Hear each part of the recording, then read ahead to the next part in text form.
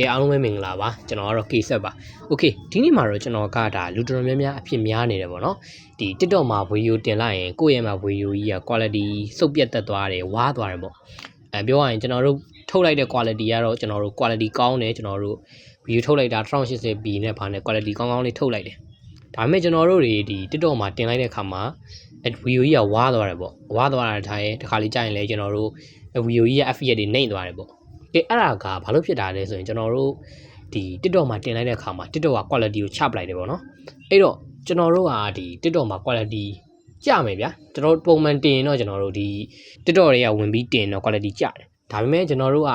ဒီ quality ကျတာကိုအနည်းဆုံးကိုယ့်ရဲ့ quality ကိုဘယ်လိုထိန်းရမလဲပေါ့နော်အဲ့တော့ကျွန်တော်တို့ဒီ browser လေးကိုကျွန်တော်ရောက်သွားပြီဆိုရင်ဒီ search bar မှာကျွန်တော် TikTok watch လို့ပဲရှားလိုက်ပဲနော်အဲ့ပြီးရင်ကျွန်တော် login to TikTok ပြီးအဲ့ဒါလေးကဒါကျွန်တော် login ဝင်ထားပြီးသားဗျာဒီ TikTok ကောင်အဲ့တော့မိတ်ဆွေတို့ကဒီ login ဝင်ရသေးဘူးဆိုရင်တော့ကိုယ့်ရဲ့ Google အကောင့်ဖြစ်ဖြစ်ကိုချိတ်ထားတဲ့အကောင့်နဲ့ login ဝင်မယ်နော်ကျွန်တော်ကတော့ login ဝင်ပြီးသားဖြစ်တယ်ဗျ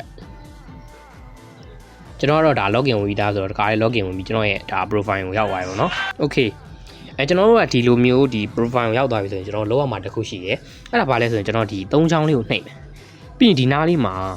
mobile site ဆိုတာလေးရှိတယ်အဲ့ mobile site လေးကိုနှိပ်လိုက်ရင်ဒါပုံမှန်ပဲဗျာ mobile site ဖြစ်နေမှာ brother တို့ကဒီမချင်းရသေးဘူးဆိုတော့ဒီ mobile site ဖြစ်နေမှာဗျအဲ့တော့ကျွန်တော်တို့ကဘာလုပ်ရမလဲဆိုရင်ဒီဟာလေး3ချောင်းကိုနှိပ်ပြီးတော့ဒီ view desktop site လေးကိုနှိပ်ပြရမယ်ဗျ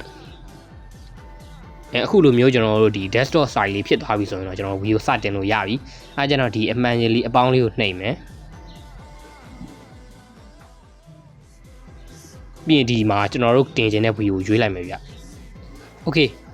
ကျွန်တော်တို့ကဒီလိုမျိုးကိုတင်ခြင်းတဲ့ view ကိုရွေးပြီးသွားပြီဆိုတာနဲ့ကျွန်တော်တို့က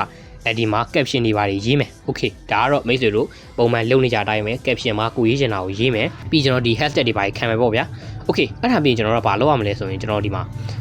ဒီ who can watch this video ဆိုတဲ့နေရာပေါ့နော်ဒီ video ကိုကျွန်တော်တို့ကဒီ public မှာတင်လိုက်တော့မှလား friend လား only you လားအဲ့ဒီမှာကျွန်တော်တို့ကဘာလုပ်ရမလဲဆိုရင်ကျွန်တော် only you လေးတစ်ချက်လုပ်ပေးထားမယ်ပေါ့ Okay only you ကဘာလို့လုပ်ထားလဲဆိုရင်ကျွန်တော်တို့ကဒီ TikTok တွေကိုပြန်ဝင်တဲ့အချိန်ကျမှကျွန်တော်တို့ကဒီ everyone ပြန်ပြောင်းပါဗျာဒီ EDJ browser ကနေဒီ TikTok.com နဲ့ဝင်တင်မယ်ဆိုရင်ကျွန်တော်တို့အဓိက only you လုပ်ထားမယ်ပြီးရင်တော့ကျွန်တော် post ပါလေးနှိပ်လိုက်အောင်ပဲဗျ Okay post နှိပ်ပြီးသွားပြီဆိုရင်ကျွန်တော်တို့ကvideo ရောက်သွားပြီတင်ပြီးသွားဖြစ်သွားပြီဆိုရင်ကျွန်တော်တို့ရဲ့မှာဒီ TikTok ကိုပြန်ဝင်မယ်TikTok တွေဝင်ပြီးတော့ကျွန်တော်တို့ကဒီ only you ဖြစ်နေတဲ့ video လေးကို everyone ပြန်ပြောင်းလိုက်ပြီဆိုတာနဲ့ဒီနည်းလေးတိုင်းတင်မယ်ဆိုရင်ကျွန်တော်တို့က quality ဗျာလုံးဝမကြဘူးလေတော့မဟုတ်ဘူးဒါပေမဲ့ကျွန်တော်တို့ရဲ့မှာ quality ကိုအနည်းဆုံးတော့ထိန်းနိုင်တယ်ဗျเนาะ Okay ဒါကတော့သိကြတယ်ကျွန်တော်တို့ quality တော့လုံးဝထိန်းနိုင်တယ်ကျွန်တော်ပြောရဒီနေ့တိုင်းတင်မယ်ဆိုရင် quality လုံးဝထိန်းနိုင်တယ်အဓိကကျွန်တော်တို့ဒီတင်တဲ့အချိန်မှာ VPN တွေဘာတွေကိုမခံထားနဲ့အဲဆိုရတယ်ပေါ့နော်ပြီးတော့ကျွန်တော်ကိုယ့်ရဲ့ Wi-Fi line တွေဘာတွေကောင်းတဲ့အချိန်လေးမှာရွေးတင်ပါကျေးဇူးတင်ပါတယ်ဒီ video လေးကိုအဆုံးထိကြည့်တဲ့အတွက်ဒီ video လေးကနေမိတ်ဆွေတို့အနေနဲ့တခုရမယ်လို့ကျွန်တော်ထင်ပါတယ်အဲ့တော့ကျွန်တော်ရဲ့ channel လေးကိုလည်း subscribe လေးနဲ့ကူညီပေးခဲ့ဖို့အားလုံးတောင်းဆိုချင်ပါတယ်နောက် video တွေမှာလည်းကျွန်တော် editing နဲ့ပတ်သက်တဲ့အကြောင်းရင်းလေးတွေကိုတင်ပေးဖို့ရှိပါတယ်ကဲအားလုံးပဲ bye bye ပါ